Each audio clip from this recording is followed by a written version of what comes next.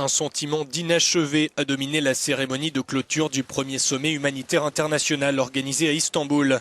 Après 2 jours de discussion, plusieurs mesures ont été présentées, dont un pacte visant à rendre plus efficace l'aide humanitaire.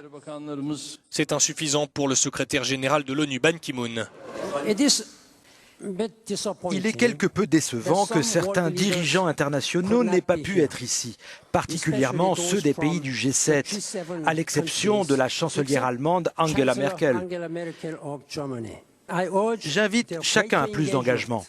Une amertume anticipée par Médecins sans frontières, l'ONG a boycotté un sommet jugé inutile.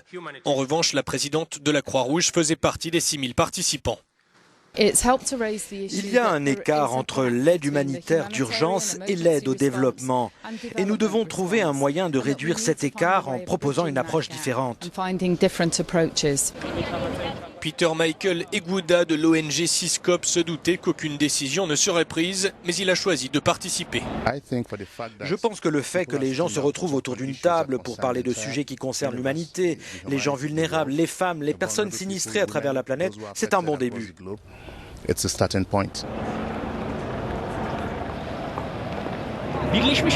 Le premier sommet humanitaire mondial organisé par l'ONU est terminé.